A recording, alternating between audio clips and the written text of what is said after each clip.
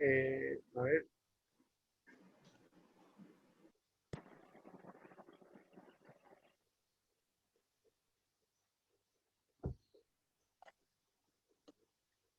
no, no, no. Bueno, nos habíamos quedado con Miguel Ángel, estaba comentando sobre la piedad, que bueno, que de alguna forma es una perfección en todo lo que esculpe él, teniendo un gran conocimiento del cuerpo, y por otro lado, un dominio también de la técnica que le llevó a destruir gran parte de sus manos, ¿no? Esto es el David que está en el Museo de la Academia en Florencia, que es una escultura muy grande, pero sobre todo va a ser uno de los primeros en crear la ilusión de una mirada en una piedra, porque normalmente las esculturas romanas y griegas no tenían, no te devolvían la mirada, eran una mirada sin ojo, ¿no?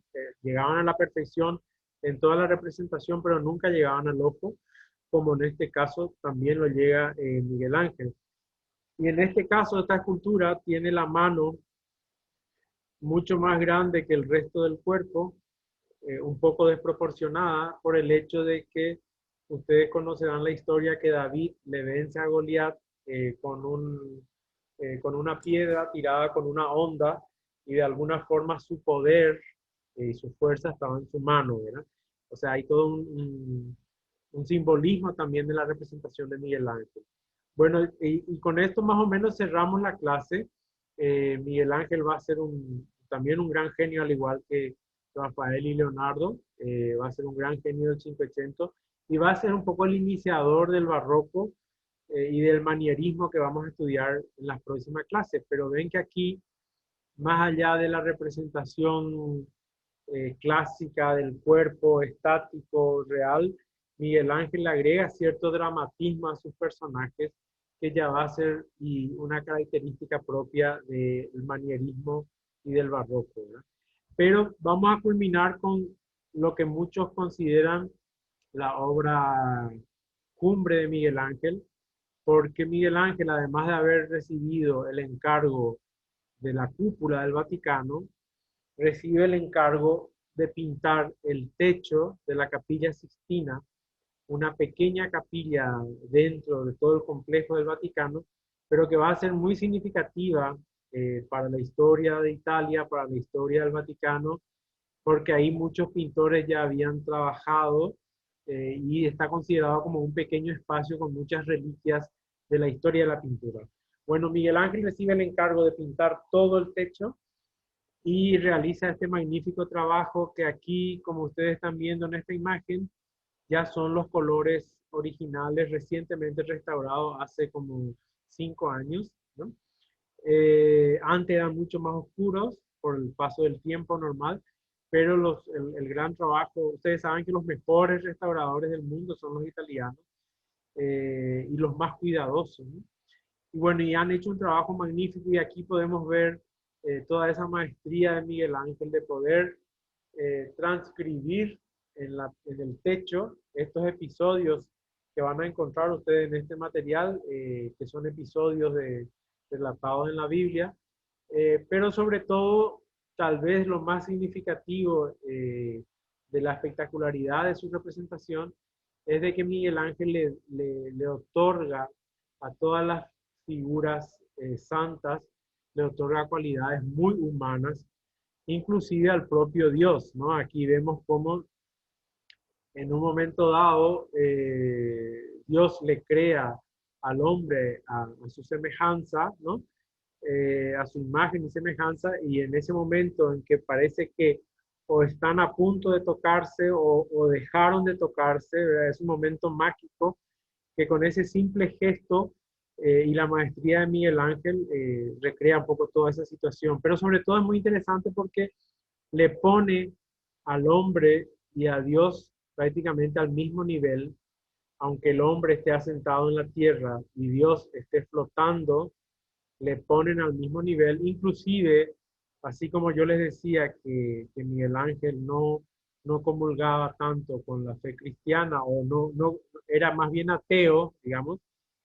a pesar de ello consigue la maestría en la representación. Muchos críticos ven en esta representación de Dios, ¿no? Ven que esta figura del gran velo que le cubre a él con todos estos personajes entre ángeles que le están llevando a Dios, muchos ven que esto es la forma de un cerebro, porque Miguel Ángel conocía, al igual que Leonardo da Vinci, todas las partes del cuerpo, y hay unos científicos y estudiosos del arte que hicieron una recreación de esta parte, y que en el fondo lo que quieren decir es que lo que acá ya vamos a una interpretación, ¿verdad? O sea, esto que yo les comento es una anécdota, pero es interesante que ustedes vean que en la obra de arte se pueden ver muchas cosas más allá de lo evidente, ¿verdad? Y que de alguna forma Dios está en la mente del hombre, ¿no? Más que en la realidad, o está está en el cerebro del hombre, creándole al hombre, ¿no? Bueno, es como una interpretación que hacen muchos críticos sobre este trabajo en particular, pero es muy interesante todos los códigos escondidos que hay en cada elemento que él pinta y narra en todas sus pinturas y en todos sus trabajos. Bueno, y aquí vemos otros artistas como Tiziano, que va a ser un gran exponente también del Renacimiento y que va a, de alguna forma, tener su propio estilo y no por ello va a dejar de ser también tan importante como los otros genios. Y como nos da un poquito de tiempo, les voy a ver un momentito.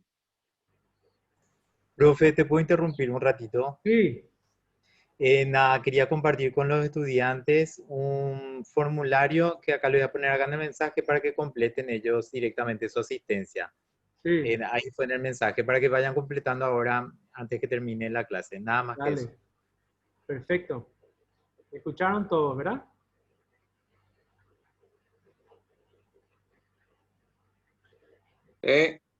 Dale. Sí, Bueno, vayan completando su asistencia ahí mientras, y yo por último les voy a mostrar algunos ejemplos de, a ver, de lo que fue un poco el Renacimiento en el resto de Europa. Cada país, así como vimos en el gótico y vimos en el románico, cada país fue incorporando sus particularidades. Si bien Italia fue la que esbozó cómo va a ser el estilo del Renacimiento, cada país se fue dando digamos, su toque, su personalidad, sus características propias. Y va a ser muy interesante porque hay países como España en donde va a ser muy importante el arte religioso, ¿no? Aquí vemos este sarcófago con mucha realidad, ya con mucho dramatismo en camino hacia el barroco, pero también vemos como los grandes pintores del norte de Europa, el Renacimiento va a llegar mucho más tarde, pero va a llegar y con mucha contundencia y con mucha personalidad, ¿no? Sobre todo yo les quería comentar obras de Jan van Eyck, que ya conocen ustedes, que fue el que pintó el descendimiento de la cruz. ¿Se acuerdan aquella pintura gótica o el matrimonio Arnolfini?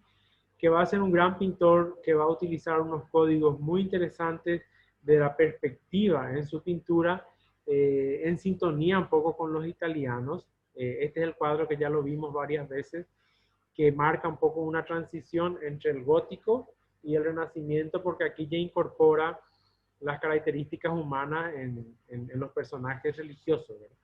Pero el otro personaje que le quería comentar es Durero, que yo, bueno, yo soy de alguna forma un gran apasionado por este artista. Es un artista que, al igual que pienso yo que Da Vinci o Miguel Ángel, es también un genio, ¿no?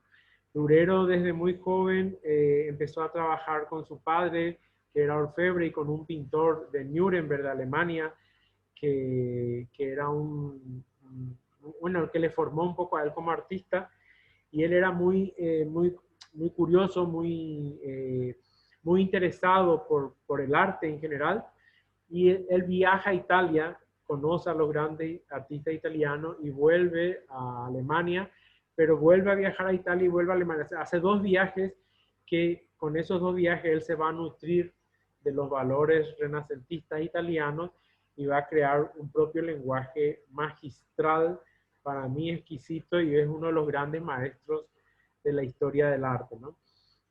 Aquí tenemos algunas representaciones de Durero, pero sobre todo esta me gustaría compartir con ustedes, porque así como Miguel Ángel le puso a Dios y al hombre como al mismo nivel, algo que ningún artista hubiese osado en el pasado, yo creo que Durero da un paso más otra vez, ¿no? Porque Durero se autorrepresenta como Dios, ¿no? Aquí vemos esta imagen de él, considerado como uno de los más bellos autorretratos de la historia y sobre todo uno de los grandes primeros autorretratos.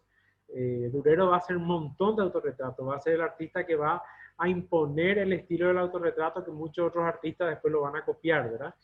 Pero aquí ustedes ven cómo él se autorrepresenta como Dios con una mirada increíble, ¿no? Con una postura casi imponente y sobre todo una calidad de representación en el pelo, en la textura del tejido, y esta es su emblemática firma con las siglas de A y de Durero. Va a ser un gran grabador, tan gran grabador que le van a copiar por toda Europa. Sus grabados se van a volver sumamente codiciados, sus libros, va a editar un montón de libros y gracias a eso va a ganar mucho dinero con el grabado, ¿no? Aquí vemos cómo sus 3 grabados maestros que conforman una trilogía son esta pieza que es El Caballero, la Muerte y el Diablo, y aquí vemos las otras 2 que son San Jerónimo en su gabinete, que es él mismo, y La Melancolía, que muchos también piensan que es él, era el año que había muerto su madre, y de alguna forma esa trilogía es un autorretrato de él disfrazado de otros personajes, porque todos los elementos que aparecen en su grabado son los elementos que a él le interesaba como artista, ¿no? Bueno, y con esto terminamos un poco la clase. Aquí vemos otros 2 autorretratos de él que están en los 2 mayores museos de arte clásico del mundo, ¿no? El Museo del Louvre en París y el Museo del Prado en Madrid. 2 autorretratos de diferentes épocas. Como les dije, él hizo varios autorretratos, pero sobre todo le quería terminar un poco con este autorretrato, porque aquí, si ustedes se fijan, él tiene un guante de cabritilla, tiene una vestimenta que para aquella época era muy costosa, que solamente los nobles podían tener, y de alguna forma él, si ya se había representado como Dios, él ahora se representa como un noble, como una persona que de alguna forma está reivindicando de que el artista del Renacimiento tiene que ser tan respetado como cualquier otro personaje, ¿no? Esa idea del artista como genio de alguna forma se pone de manifiesto en este autorretrato, en donde él dice, ¿por qué no un artista puede estar vestido así y no como un mendigo, ¿no? Bueno, Durero va a ser muy estudiado, va a ser muy importante para la historia del arte. Les comento que vamos a hacer una exposición sobre Durero acá en Paraguay. Ya les voy a ir pasando luego los datos por si quieran. Se puede visitar virtualmente, pero también se puede visitar con visitas concertadas, con grupos reducidos. Todo depende de cómo siga la situación, ¿verdad? La exposición se va a hacer en una galería de Asunción. Van a trabajar artistas paraguayos y una artista alemana que trabajan temas con relación a Durero, y se van a exponer algunos grabados, ediciones facsímiles contemporáneas y grabados originales de colecciones de Paraguay. Y bueno, ya les voy a comentar ese dato para más adelante. Y bueno, con esto cerramos un poco la clase y no sé si anotaron todos sus nombres, César. Sí, está todo, profe. Gracias.